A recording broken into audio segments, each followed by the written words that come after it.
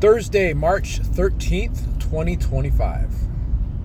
March 13th, you say? Yes, that is our anniversary. 10 years ago in Chandler, Arizona was the first time where that's where we say we started right there, March 13th. And we were talking before that, but that's our anniversary date. So 10 years ago, wow. Crazy, time flies. We've lived like 27 lifetimes. We've lived so many places since we lived with Patty, her sister, in Buckeye for about a couple months, I guess. I don't remember exactly. And then I rented a house in Litchfield Park, right by the Air Force Base. So it was a 4-bedroom, 3-bath house in 2015, and it was only $1,250 a month. Can you believe that? $1,250 a month for a 4-bedroom, 3-bath house in Litchfield Park. It's probably $2,500 now to rent that house. Then we moved. Then my income started going down in Lavelle. And I said, uh-oh. And so I was paying $1,250 there, and I was paying the whole rent in San Gabriel for $1,650. It was like $3,000 right there. I was making about $10,000 a month for about a year, and then it started going down. I'm like, oh no. So we had to move. We moved up the street, up like maybe, I want to say, not more than 5 miles, up Litchfield Road to Litchfield and Bell, to La Borgata Apartments in Surprise, Arizona. Lived there for about a year, I think a year and a half. Then that place got too expensive. My income was going down more and more in Lavelle. I'm sure at some point, I'm not sure exactly when, I started saying, hey man, I can't pay all the rent over there anymore. You guys got to start helping me out. And I was giving, for a while, I was giving Stella $500 a month support, spousal support. Crazy, man. How much money I was paying out. And then we moved to Glendale. That was by like Northern and 59th Avenue. That's ghetto area, man. That sucked. On the 3rd floor, no elevator. I think that was part of the reason why my knee is blown out going up the stairs.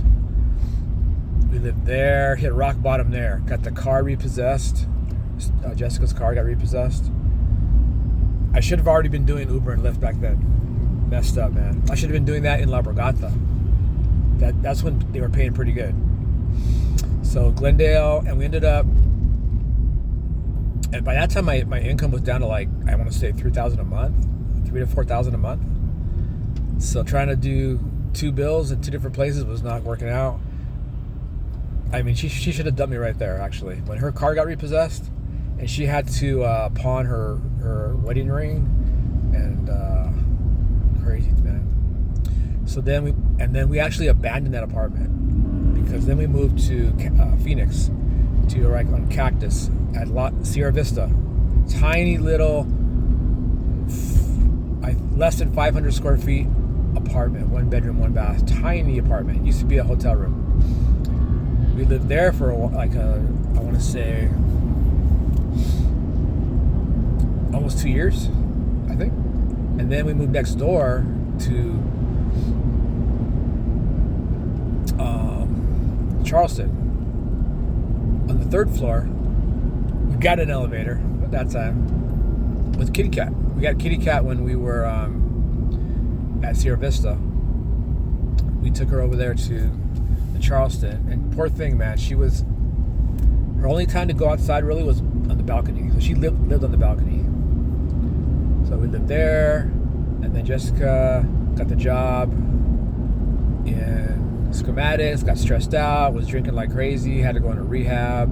We broke up for a little bit. We never dated, neither one of us dated anybody else, and we didn't live together, but we broke up for like 3 weeks. And then I was on her about getting back together. She almost went to a sober living house, but it fell through at the last minute. So then we ended up getting an apartment in North Phoenix at Palm Court. Took Kitty Cat over there. Palm Court's by 19th Avenue and 101. We got little boy. Little boy was little and he got his ass kicked, and then he grew to be like twice the size of Kitty Cat, and then he kicked her ass, and then she didn't like it, and we had to kick her outside. And she was an outdoor cat, and I know she loved it. She loved being an outdoor cat, and she didn't want to be in an apartment with little boy because he can't control himself. He wants to wrestle and stuff. So she spent all summer outside. That was crazy. People were leaving her water and food and stuff like that. But she was the mascot. You know, I regret. I should have like left her there with somebody because she was so happy. And then Quentin and Izzy moved in with us, and they were having a baby, and then they had the baby, and then we got a house in Avondale where we're at right now. Kitty Cat got lost. She lasted about 3 weeks at our house, and then she disappeared. I don't know if somebody took her for a ride over there, one of the neighbors. I know it was a trend of Amazon drivers to do that to cats. That's totally messed up. I don't know how she ended up way over there. She was spotted about half a mile away in a different neighborhood. Because our neighborhood's like in a golf course. Like it's all spread out. But she ended up, somebody took a picture of her. And then so the whole week, the first week she went missing, we didn't look for her. So we thought coyotes got her right around Thanksgiving. But then that picture came out, and then we looked for her and looked for her and looked for her. We did see her once. We were yard sale shopping, but that was it. And then ever since then, I've been leaving food where we saw her. But now I'm feeding these 3 stray cats that hang out right there. Somebody last week or 2 weeks ago saw her across Buckeye Road in a different neighborhood. I've been looking over there. I've never seen her. I don't even know if that was her or not. People get calicos confused. They all look alike to a lot of people. But so Quentin and Izzy and Damien, little man, live with us in Avondale. They don't really pay rent. They kind of give money when they can. They've given money twice.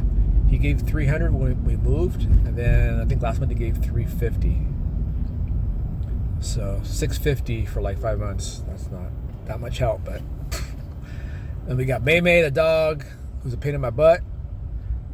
So then I have to feed the dog. I buy the dog wieners and lunch meat and dog treats because they won't do it. They'll just give her. Quentin and Izzy kind of abandoned their dog, but kind of didn't. Like they said, we really don't have time for this dog anymore. So they don't walk the dog. They don't bathe the dog. They don't buy food for the dog. Totally fucked up. But she is a good guard dog. If somebody knocks on her front door, she goes ballistic. So that's good. She keeps little boy company. They kind of chase around in the backyard sometimes. Yeah, so I'm driving back home. Right now it is 3:10 p.m. Of course, 10 freeway is packed.